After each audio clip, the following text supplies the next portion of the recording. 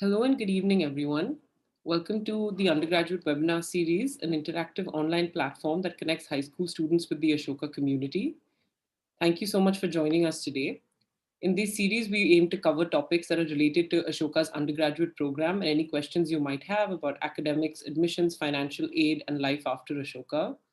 The recordings to the previous webinars we've conducted are also available on the YouTube channel, the link for which you can find in the chat box.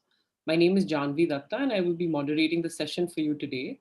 I currently work with the Office of Admissions, and I graduated from Ashoka in 2018. I was a part of the founding batch. Thank you so much for joining us today. Feel free to post any questions that you might have in the Q&A box at the bottom of your screen. We will be taking these once the session is over. Without further delay, let's get started. I will hand it over to Ms. Varsha Prince.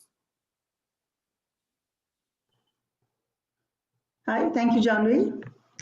Good evening, everybody. What we're going to do today, I'm assuming all of you are here because you're interested in Ashoka University, you're interested in the admissions process and how, things work. So what I'm going to do is I'm going to start by sharing my screen. But before that, let me just quickly outline what I'm going to do. So I'll talk a little bit about our process itself. Then I'll talk about our calendar. I'll walk through the application form with you so that you know exactly what you're getting into as you start filling the application form. And post that, I'll spend a little bit of time also talking about how to write your personal essays. So give me a moment and I'll share my screen with you.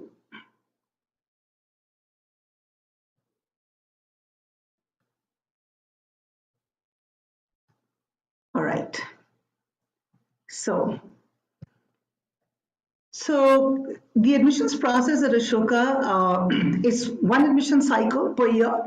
It has 4 rounds, and all 4 rounds are exactly the same. So while yes, we do encourage you apply early, so you know your decision early.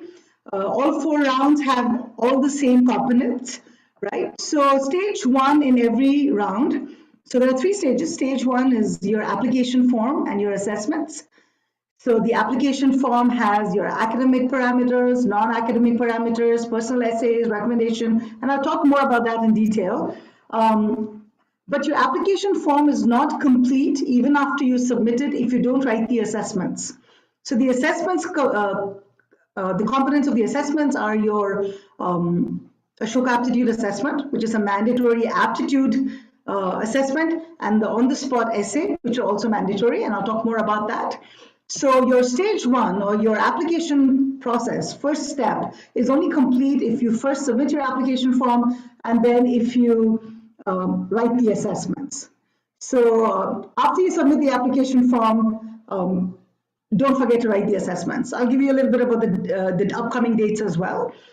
Stage 2, your application form is assessed very holistically, completely. It's evaluated along with your assessments.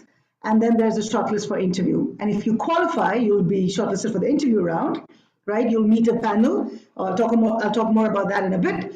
And finally, at the end of that round in which you apply, you will get your decisions. Once you get your decision, if you do get a confirmed offer, you'll be able to apply for financial aid. So that process, the financial aid process, is only open to you if you get an offer of admission. So again, I'll talk about all of these a little bit more in detail, but just to sort of sum this up, the admissions process at Ashoka is very holistic. It's also very merit-based. Our financial aid, on the other hand, is need-based, right? So it's not based on merit, it's not a scholarship, it's financial aid. So moving on, if you have seen the calendar, we open our forms on October 14th for the cycle 2020-2021. We've already completed one entire round. We've made offers at the end of round 1 on 13th Jan. And currently we're processing round 2 applications. So interviews are going on as we speak, and the results for round 2 will be declared on the 27th of March. I think what you're looking forward to is probably round 3, right? So application submission deadline is 14th March. So you have approximately 2 weeks and maybe a couple of days more. The other important date that you need to remember is 28th March, where you will be writing your assessments. So your application, like I said, is complete. If you submit your application form by 14th March and then you write the assessments on the 28th of March, all details will be sent to you for the assessments once you submit your application form. And then your expected decision notification, if you're shortlisted for the interview round, would finally be sometime in the first week of June. That date is still tentative because it just depends on how we're able to process all the applications that come in and also do the interviews. Round 4, you can have a look, but again, tentative dates so far because we're still waiting to hear about the board exams, board results. We're not sure what the feasible date for that would be. Okay, so this is just to give you an idea. So let me very quickly move on. If you're applying for the first time and you're not aware of this, please use a personal email address. Right? Don't use an official or institute or a school email address because you would need this email address to be used all the way till August. Should you make it Ashoka and should you join Ashoka, we would need this email address. So if you're using if you're in boarding school or you're using in a school email address, please don't use it if they're going to terminate that at the end of your academic year at school, right? So fill your application form by yourself. We would say typically give yourself 2 to 3 weeks. That's pretty much, that means you need to probably start today if you haven't already. You can only submit one application form within an admission cycle. So if you submit two, or a duplicate form, or your application form plagiarized, you've copy pasted things from, for your essays or for different parts from online or from some other application, then your candidature will not be considered. Okay, so you will be not eligible.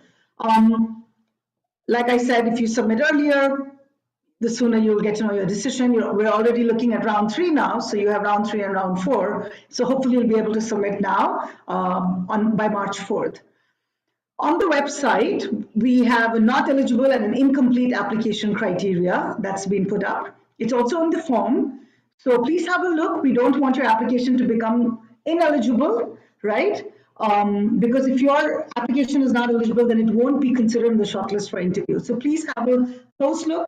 If your application is incomplete, then we will reach out to you if we need more details on a very case-to-case basis. Moving on, please fill all your sections in the application form. Don't prioritize only the mandatory sections. Even the non-mandatory sections are important if they're relevant for you. Be careful with your attachments, be careful with the dates that you put in, make sure that your identity proof is legitimate, it's valid. So just be careful. I think attention to detail is a very important part of just the entire process. So we encourage you to spend time reading every question. Don't answer it before you read it, okay? Read first and then answer. Don't provide incorrect information and don't be casual in presenting your content, right? This is a formal application, so hopefully you will go into the application form with that in mind. And finally, I would say get help from someone you trust, right? Before you hit submit. Have them run through it.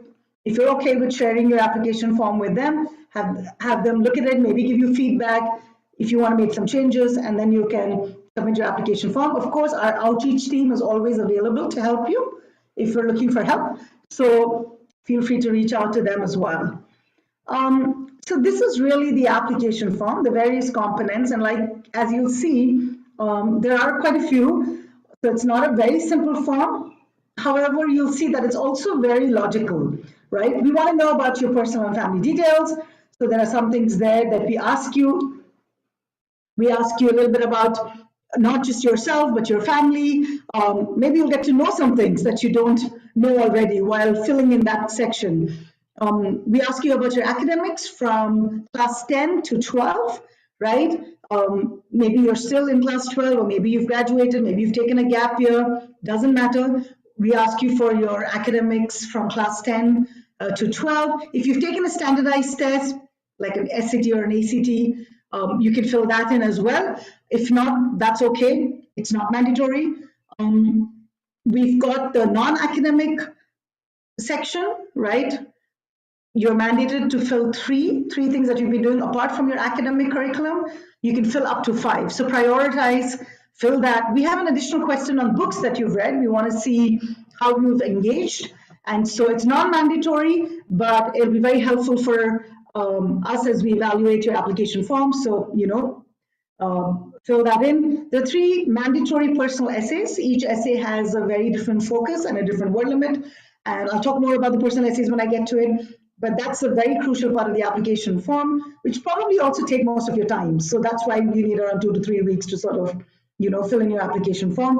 The letter of recommendation, also not mandatory, but very important, right? So please ensure that you find someone whom you studied under or done an internship with, not a family member, not a relative or a parent or an uncle or aunt, but somebody who you've had some sort of a professional or academic engagement with, right? And they can fill in and submit your letter of recommendation. There's a deadline for them. It's, I think, 5 days past the submission of the application form. So that's the maximum limit. If they don't submit it by then, it won't be considered. And then, of course, there's a section on a survey of what you want to study and also what sort of support you need. If you have any health issues, if you have any other learning issues that you want to put. The aim of asking all these questions is so that we get a holistic view of you to the best of our understanding, because we may or may not have the opportunity to meet you, right? So this is really our window into you. So tell us as much as you can. Wherever there are required attachments, please make sure that they're carefully attached and that they're visible and they're the correct ones. Okay, moving forward, just a few things for you to keep in mind, and feel free to take photographs or whatever you want of these sections.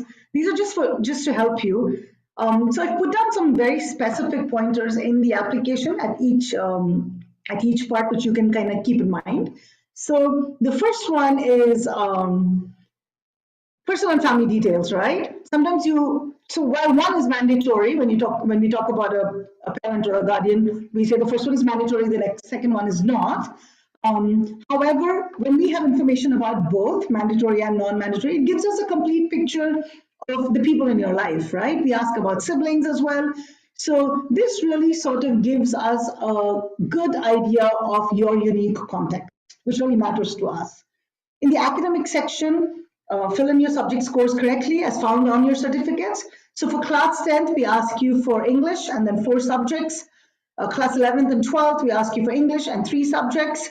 We're also very welcoming of gap year students, so don't feel like, oh, can I apply, can I not? Please fill in what you have done in your gap year. I think there's a section for that as well.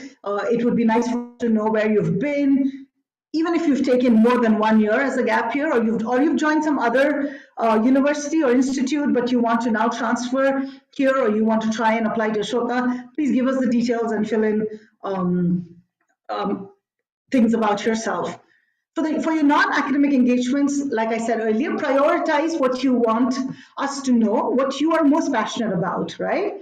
Or what you have engaged with in depth. So yes, while you may have certificates and you may have, maybe played a sport at a competitive level, or you may have pursued other things in depth which have certificates, you may also have done things like reading or, some music that you have done which you don't really have anything to show for, but please don't forget to fill it in if it really means something to you and if it's something that you are very passionate about.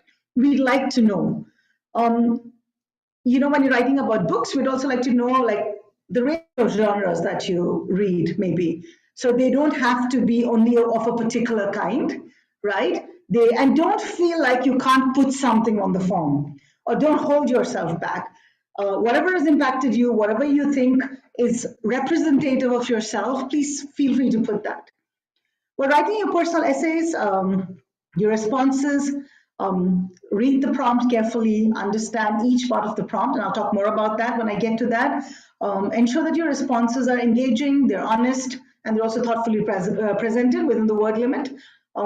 Again, more details on the personal essay soon.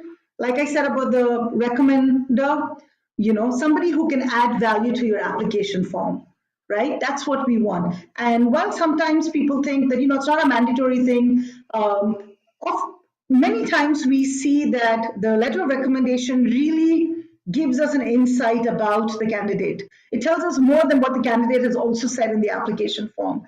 And it's really helpful to us, like when we shortlist. So the major course preferences, as you would probably know, is when you're looking at the Ashoka website, if you've had a chance to look at it, and I highly recommend that you do your research properly before you apply. You'll notice that you don't have to declare your major till the end of the third semester at Ashoka. So what that means is, while we do ask you, for administrative purposes, what you want to major in, we don't hold you to it. So you can change your mind. And that's really something we want you to do. We want you to explore. If you don't change your mind, that's okay as well. But we want you to explore your different foundation courses, really get into every course that you study and then decide what you want to do. There are only a couple of courses that you won't be able to pursue if you don't have mathematics as your major. You can still take a course here or there, but as your major, I think economics and computer science will require you to have math. So you can read that up on the website as well, just so that you know while you're choosing your preferences. In our survey and support section, we ask you if you need any help. If you struggle with anything, if you need support for either language, or you need support for, maybe you have a learning disability, or you have some mental health concerns, whatever it might be, please feel free to put in the details, because the aim is that should you make it to Ashoka, we'd like to be prepared to support you and to give you whatever help you need while you're on campus. So once you've submitted your application form, you're required to write these two assessments, right? So one is the Ashoka Aptitude Assessment, which is mandatory. In the past, it was not mandatory. So I just want to say here, regardless of whether you have an SAT or an ACT or standardized test, the Ashoka Aptitude Assessment is mandatory. So it's for everybody who submits your application form. 40 questions, 90 minutes. So Cambridge University has developed this for us based on their own thinking skills assessment, and we've been using it now for the past couple of years. It evaluates just thinking skills of the candidate, your problem solving, your ability to reason, do logical reasoning. It has some numerical and spatial reasoning sort of questions, right? And of course, language related questions. So these are all very regular life sort of problems that you just have to read the question, think about it, and solve. Very minimal preparation required. I suppose some level of mathematics, but only till grade 10. So nothing over your class 10 mathematics is required. The aim really is that when you're doing these assessments, you're able to sort of sit there, look at the problems, bring in together all your logical reasoning powers, and at that time, be able to solve these, right? So it's not super tough in the way you think you're writing an exam. It requires you to be present at that moment when you're problem solving. If you really want to prepare, we do have some sample questions put up on the website that you can look at. Or you can go online and type in Cambridge Thinking Skills Assessment. You'll get some of their sample questions. It's obviously not the same as ours, but it'll give you sort of an idea of what you're walking into, right, on your assessment. So don't worry or panic, but just get an idea of what you're really going to face when you do give the assessment. We also have the on-the-spot essay. So these are, you'll receive 2 prompts. You have to pick one, and then you'll have 30 minutes. There's no word limit. We're going to evaluate and see if you're able to engage with the prompt, if you're able to think critically, how is your thought process? Are you clear? Are you creative? Are you able to give examples? Are you able to write a good essay, right? Where you maybe pick a side and you're writing for something, but you're able to also substantiate that. So once both these are done, you submit your application form and then you write your assessments.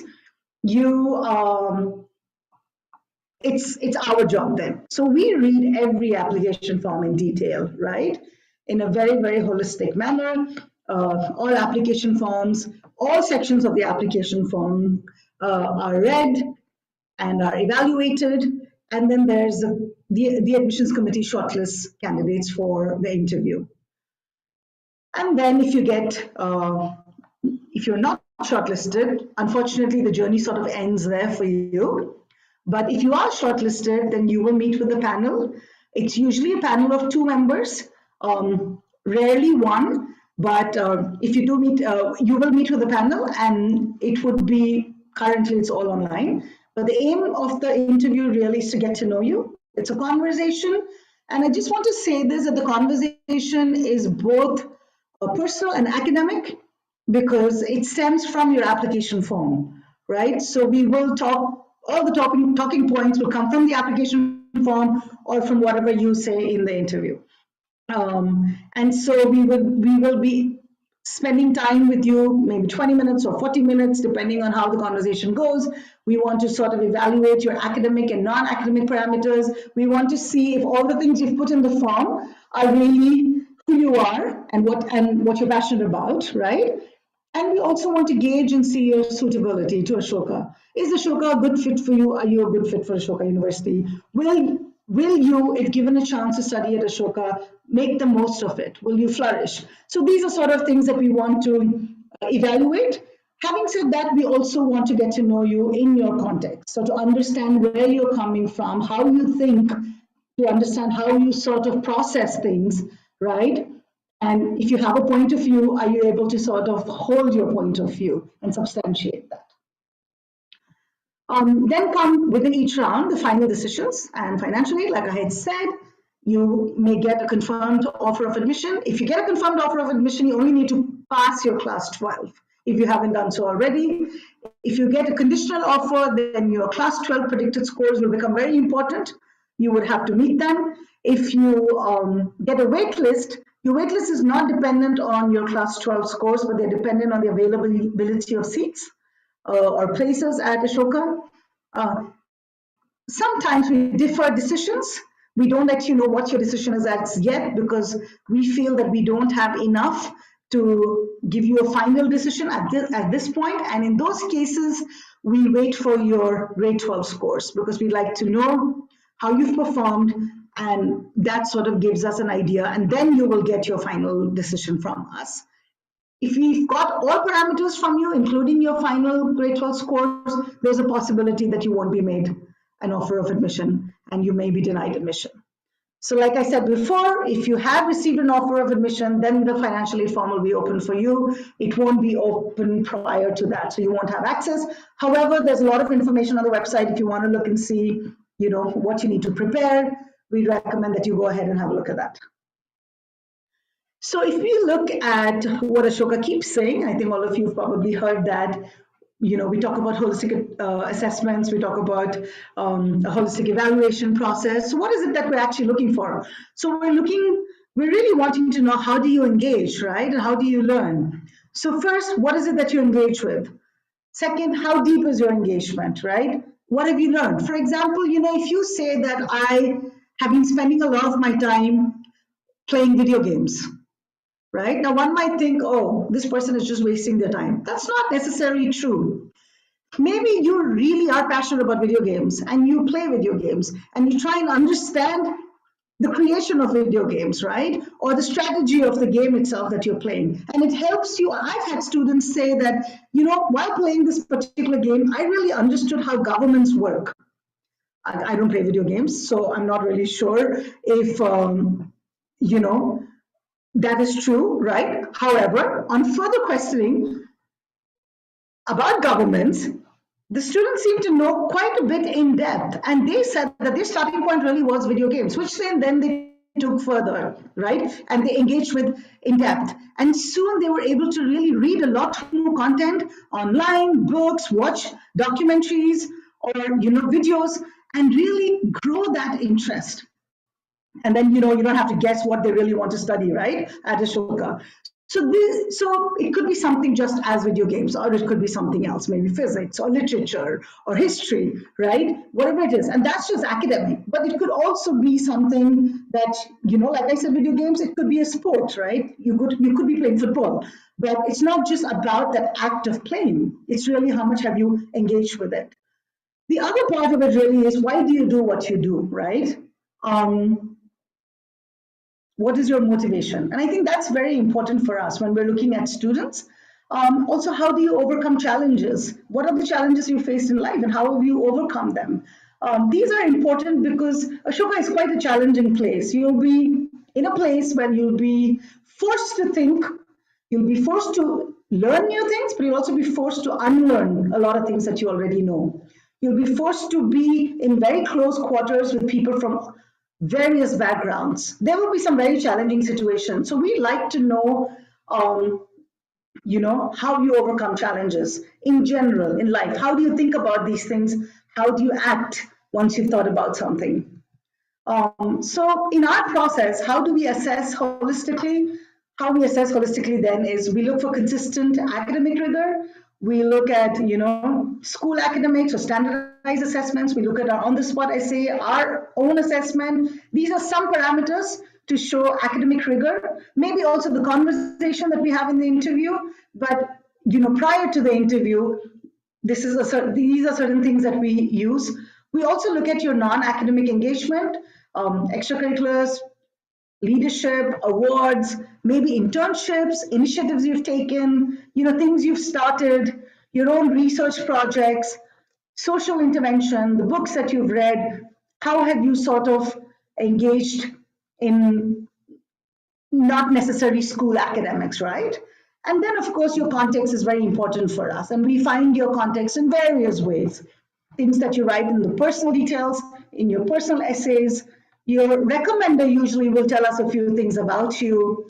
Things that you write in your survey and support sections, and also, of course, the interview. So these are multiple ways in which we try and assess our candidates holistically. And like I said, context is very important to us. So holistic assessment is incomplete without context. We cannot have the same lens for everybody, right? Everyone is so unique. Everyone comes from very different backgrounds. Even people who come from the same home. We've also interviewed a lot of twins, and sometimes we find they're from the same home, they go to the same school, they're in the same class or in the same stream, and still they're very different people. And so their context is very unique despite having a lot of things that are similar. So how much more for others, right? So we evaluate each applicant within their context. Of course, we have strong focus on affirmative action, based on social, personal, medical, geographical, educational background. And we want to ensure that everybody gets an equal opportunity. So that section of mine is over, and please feel free to write in your questions and we'll address them. But overall, we're really looking for students who we think are really engaged. Like you'll hear this word a lot, The only reason we're able to do holistic admissions is because we found a lot of students who really engage in various aspects of their interests or in every part of their life, be it their friendships, be it their family, be it their academics or their other hobbies or interests, whatever it might be. When we find students who are really engaged in whatever it is they claim to be interested in, that really converts into a well-rounded student for us, whom we can then holistically assess. What I'll do very quickly is, and I know I've got very little time here, but I'll take the next 5-6 minutes and I'll talk very quickly about personal essays, right? So personal essays and interviews are also very correlated in a way. So personal essays are read and evaluated and they contribute to the shortlisting process. They're also complementary in a way to the interviews, right? And they have a high correlation because you kind of talk about yourself here, you talk about yourself in the interview. Personal essays are also read by the interview panel, right? Before you sit in front of them for the interview. And then personal essays and interviews are both avenues to gauge depth and understanding and thought process of the applicant, right?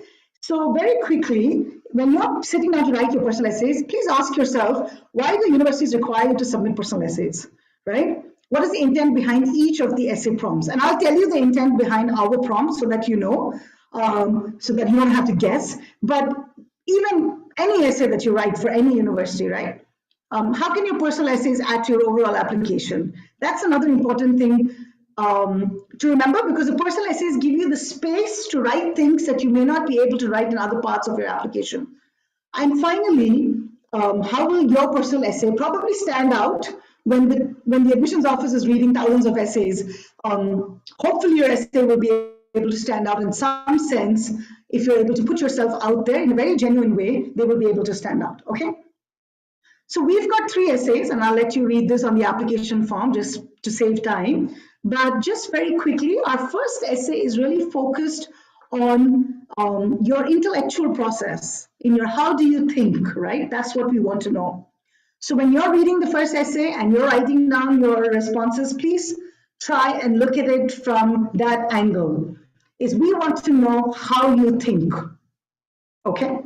The second essay is personal. So we want to know you. It's a little bit about you. So it's your experience. It's about what has shaped you. So it could be how you feel as well. It could be how you think for sure, but how you feel, how you engage, something about you personally. So the second essay is personal. The last essay is a little bit futuristic. We want you to be able to think ahead a little bit. We want you to be able to think about yourself, about your own development, about something in the world around you, and how you would like to participate and add value to it. So three very different essays. The first essay is 400 words. The next two are 150. But the intent behind all three essays are very unique. So read through every part of it and address each part of each prompt. Okay. So very quickly, good essays address and engage each prompt and their intention. They support and substantiate with research, facts, logical reasoning. So you're not just saying a lot of things, but you're actually supporting your whatever you write with some facts or some logic. And finally, your essays are very reflective, right? They should show that you reflected. So there should be some reflection, there should be some critique or some learnings, depending on what the prompt is. So good essays are essays that you spent time on and you've written multiple drafts. I would have gone through this in detail, but I'll just put this up here. I do this exercise on how you can start reflecting on yourself. Some people or some students are very reflective naturally. They think a lot. They think about their day. They think about why people said what they did. They think about themselves, why they behaved in a certain manner. Some others are maybe not so reflective. And often you'll find that we don't really know how to think about ourselves. If you want to write essays and you want to write reflective essays, you will have to spend a little bit of time thinking about yourself. I've put down some things to just help you start. So if you want, you can take a picture of this and maybe, write down things in response to each of these strengths, characteristics about yourself that you appreciate, maybe people who have influenced you, or books or ideas that have influenced you, qualities you want to develop in yourself, defining or challenging moments of your life, what contributions do you want to make, your aspirations, how you spend money or how you spend your time, your free time. Those are very good indicators of yourself. What are things that you are passionate about and not things that you feel other people want you to do, right? Your own personal passions. Or what are things that fascinate you or irk you or challenge you? So these are some things just to get you started on how you want to how you can just think about yourself, and these will be a good starting point for you to launch yourself into writing your essays, because the essays expect that you reflect, they expect that you think. So this will probably give you that step into that. And lastly, this is my last slide, and I'll wrap up with this, is just for you to remember when you're writing your essays, please write your own drafts. Don't get somebody else to write your drafts. Write them yourself. Maybe you can get feedback at the end, right? And get someone you trust to look at it. But please write them, because we want you to be honest and genuine, right? We want you to think, we want you to write, we want you to be genuine. We don't want you to hold yourself back. Your essays are confidential, so it's not like we're going to share them with anybody. But if they're going to be insights into you, then we'd encourage you to do that. Write with clarity, substantiate, structure, link your paragraphs, just how you write an essay. Don't plagiarize, don't copy paste from anywhere. Don't write fiction, don't create stories, because these are very personal essays, right? Don't make generalizations without having anything to substantiate or back up what you're saying. In your essays, don't underestimate or overestimate yourself. Be honest. Also, this is not the place for you to summarize your achievements and extracurriculars. So there's another section for that, right? We already discussed that. So the essays really are a place for you to write about yourself, but not necessarily. If you're using an extracurricular to talk about yourself, that's okay. But not. This is not a place for you to talk about all the things that you have done, right? So address the prompt, address every section of the prompt, and yeah, don't be too casual. This is a formal application after all, and please stick to the word limit. I think I'll stop here and we'll take questions, and Janvi will moderate that. But overall, if you go through the application process, you will realize that the Ashoka application process is quite well rounded. It expects you to take some time out and do this. It also expects you to be thoughtful.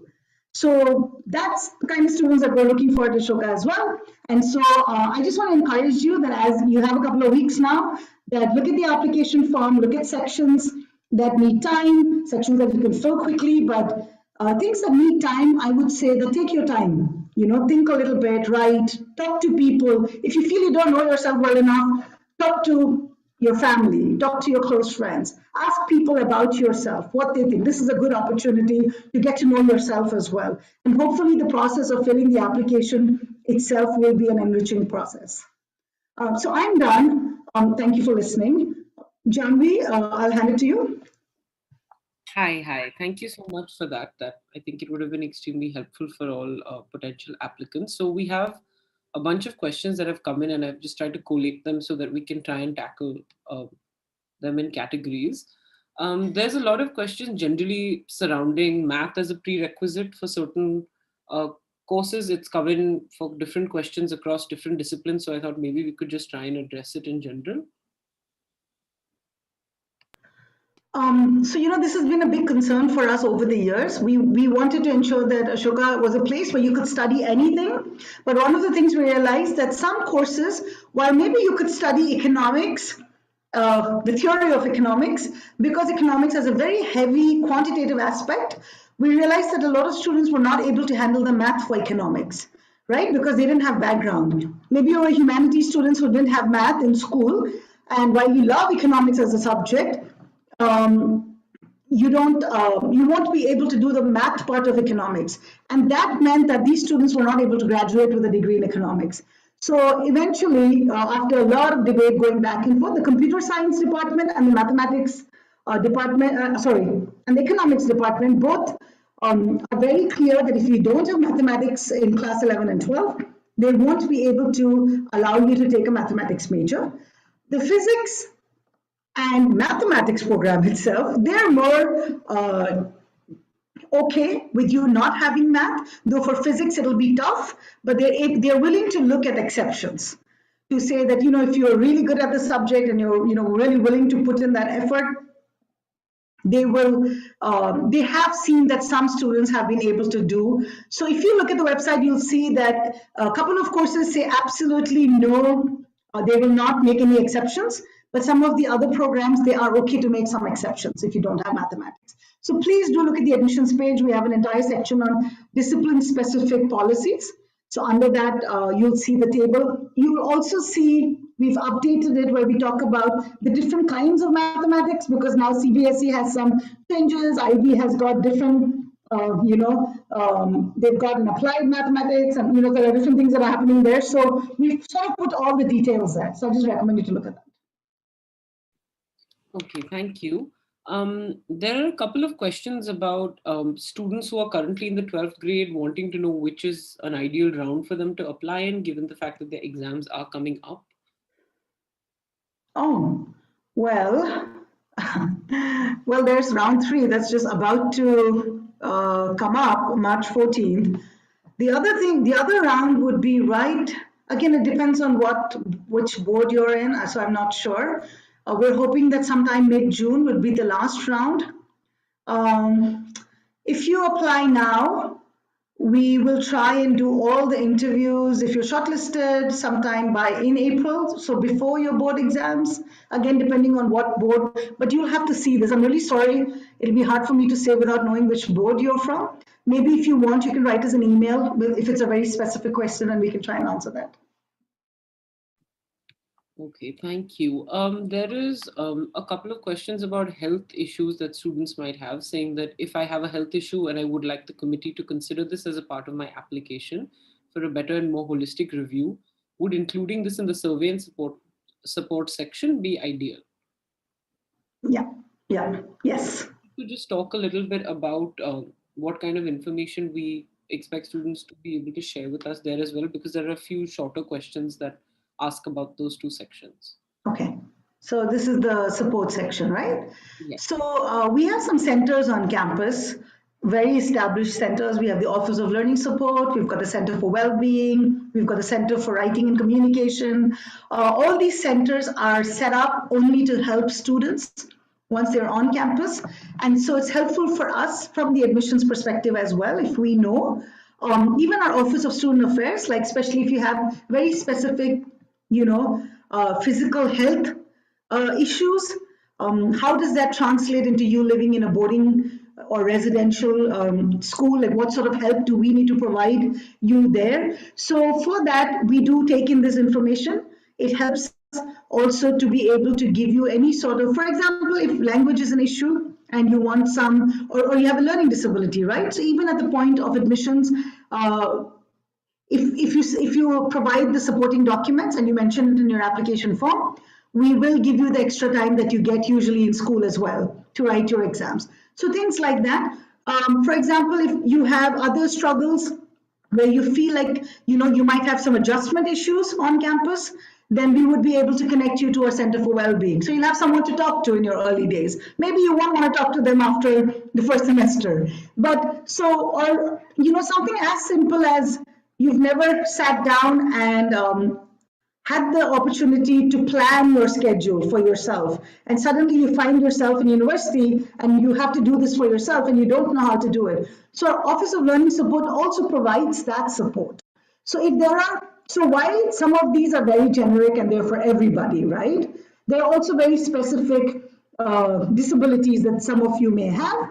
So please feel free to put it, or if you feel like you're taking medication for a certain physical health or mental health concern, please share with us whatever you feel comfortable sharing so that we can support you. And I think that is really the aim, because we have also structures set up on campus to support you. Jami, do you want to add something to this? I mean, please feel free. No, I think that what you said is exactly, the way that we as readers also look at it. So I think I would say that try and utilize every section of the application form if you think it is applicable to you. It's there for a reason, and I mean, literally every extra piece of additional information helps us paint a bigger picture as readers. So Yeah. okay, couple of questions about just the application form and like different ways in which to fill it out. So I will just shoot them all at you. One is about guiding people about how to sort of fill the non-academic engagement section.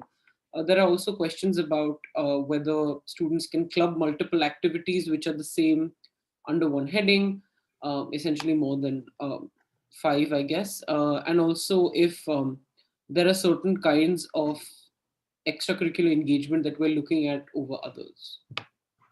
So to the last question, no, because again, like we said, this comes from a place of where you tell us what you have done, right? We don't have a list that we go through and say that is better than that.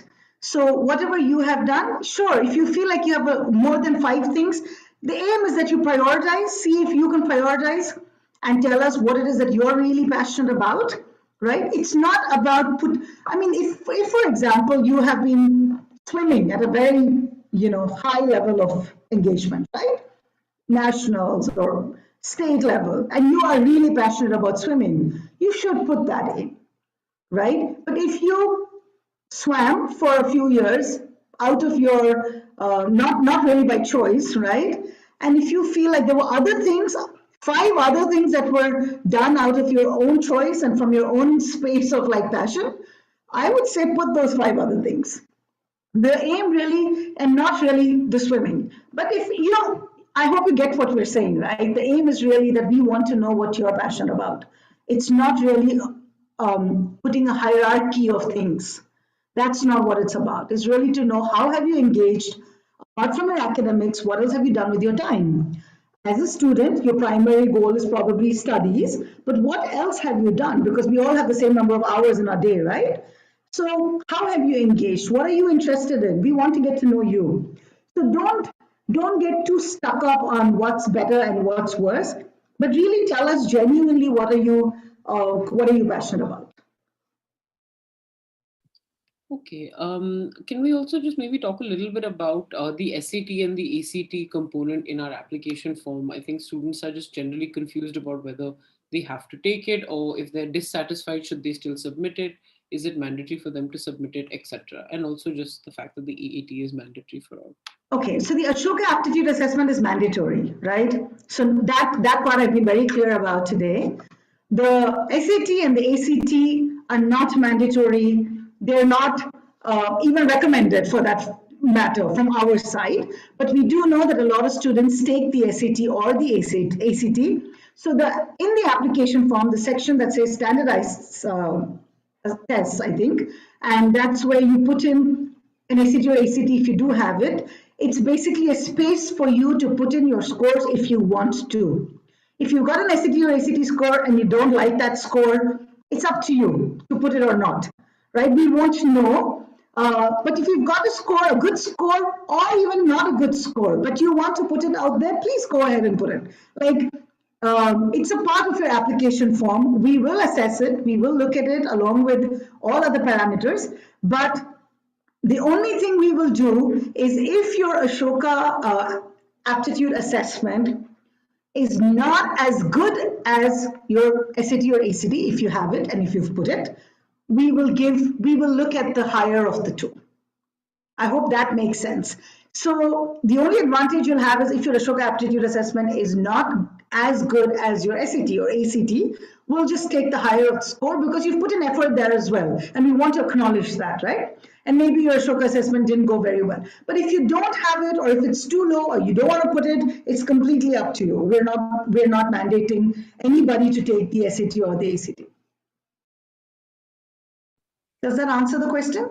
Yes, yes, it does. There are a couple of interesting questions about why we have 4 rounds of admissions and why we start as early as we do. I think it might be interesting to address it.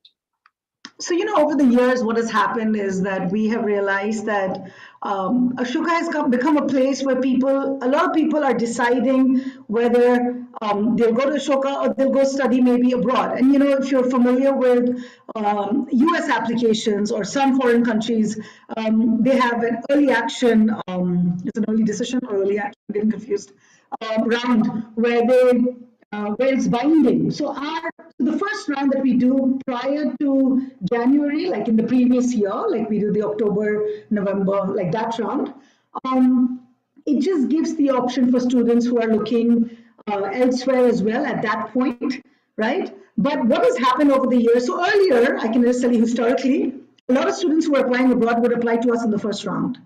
But things have really changed. A lot of students who are not applying abroad are also applying to us in the first round because they want to be sure of their admission. And at Ashoka, you can get a confirmed offer in the first week of January, right? And then you have the whole year left, I mean, at least 7-8 months left for you to do your boards, do a variety of other things, enjoy yourself, and then come to university. So it's becoming more and more popular to apply early. So we started out with that. So we did start that first round because of that. But then now it's just changed. The other rounds are sort of designed in a way where the target is a bit different. Some people don't want to write their apply for university till they're done with their board exams. Some people don't want to apply for university till they have the board results. So there are a range of sort of people, right? So over the last few years, we've tried to see that, we want to give everybody a chance as much as we can administratively. And so we opened up 4 rounds. I can't assure you that it's going to stay that way in the future. It may just be that we've got so many applications that we can't process or run 4 rounds. So we don't know. And so like more and more you'll hear us saying apply early so that you can get your decision early. It'll just be easier for you and probably easier for us as well. But as of now, we have 4 rounds, and that may change. Okay, thank you so much, Moshe. There's one question that comes from a gap year student asking whether it's easier for us to make a decision because we already have their scores. So I think that it's just largely an interesting question because it might be helpful to maybe Yeah, shed some light on is there a difference or not, and the reason for it. Yeah. yeah. So, unlike many other traditional schools and colleges, traditional colleges, in India at least, we don't really focus too much on the board scores in a sense, because if we run 3 rounds and make confirmed offers prior to the board scores coming in, so you can see that, we're not putting all our eggs in that basket, right? However, it's a good, if you have your class 12 scores, it's another parameter. It gives us an overall view of one more additional parameter, and that's the last one that we really wait for, and everybody else who does not have their board scores.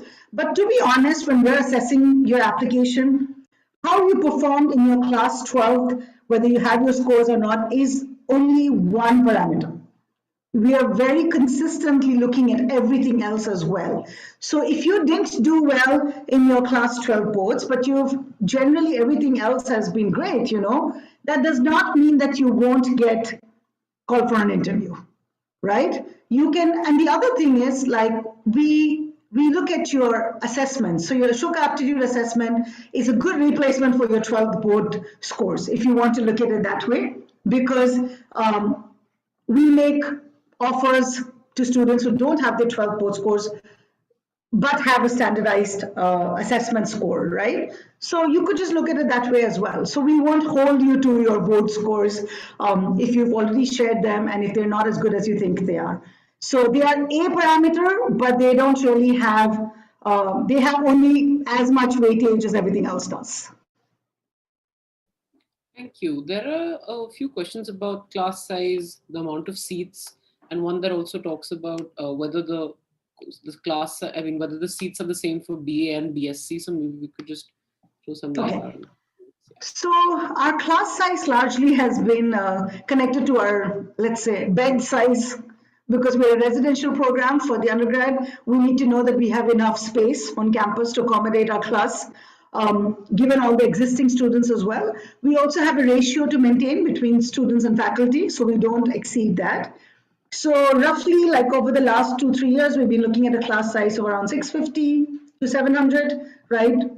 Um, it's the same, nothing's changed, and but it doesn't mean that we have to hit that number. We, if we get excellent students that we want to take, we will. If we find that we're not able to, fill those seats, that's okay too. So that doesn't define how we take students. What defines how we bring in students is really the quality of the applications and the students themselves. The other thing you said was, sorry, Jamie, what is the second thing? No, about just generally about seats and BA, BSc, and Oh, so the BA BSc, I'm sorry, the BA BSc, we don't give admission to a BA or a BSc program. We give you admission to Ashoka University, right? Because you can change your mind. So you come in saying you want to do a BSc in computer science, but you can lead with a BA honors in literature. So because of that, when you get your offer letter, you don't get it to a particular program. You get it to the university. And so there are no fixed seats in a particular degree program or a particular department even. The only reason we ask you prior, like what is your inclination, knowing that at least 60% of you will change your mind maybe, is just for us to have a rough idea of what students are thinking of when they enter.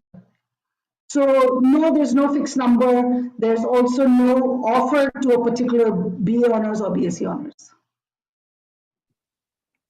okay. Thank you. There are a couple of questions for transfer students. I'm just trying to talk about how the transfer of credits works if somebody's currently at a university in Europe. So maybe we could just talk a little bit about the transfer application. Yeah. So very quickly, if you're applying as a transfer student, there's an entire different process. There's on the website, you'll find that there's an application form for transfer students, which is slightly different from this application form. The process is largely similar. but the form is slightly different. It asks for a lot more things. If you're looking to transfer into Ashoka, where your credits get transferred, again, depending on which university you come from, depending on what you're going to major at Ashoka, if you have no, we only transfer credits towards the major. So if you've already done some courses toward an existing major and you want to transfer into Ashoka and continue to keep the same major, that's when 1/3 of your credits toward the major will be transferred. So it's a bit complex. I would recommend that you just look at the application, you look at the website and the application form.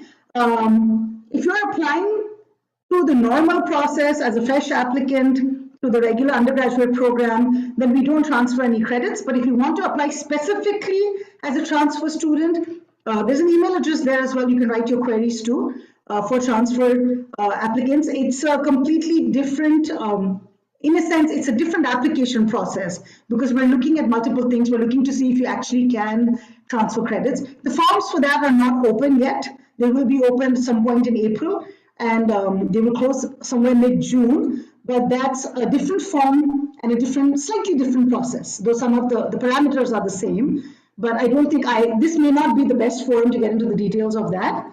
But please look on the website, you'll find all the content there for transfer applications. Okay. Also, sorry, let me just say one thing. You can only transfer into Ashoka if you've had 1 year of full study elsewhere. So you can only apply as a transfer student if you've already finished 1 year of academic study in another institution. Okay, just two questions which, I mean, also we are running out of time. So I think they're particularly important because of the larger implications. One is about a student who says that if my academics are not very good, will my extracurriculars compensate for that? And the other question is about how this past year has, I mean, school has been online and there hasn't been much extracurricular engagement. So, you know, how to sort of do something that makes your application stand out. Okay, so if your academics have not been very great, can your extracurriculars, sort of step in for that? Again, let me reiterate, we will look at all your parameters, right? So if your extracurriculars are, fantastic in a sense, you're really engaged and it comes through, and it seems that there's a lot of depth of engagement there, possibly. There's a high chance that you and of course, the essay is a good place for you to really express yourself, the essays.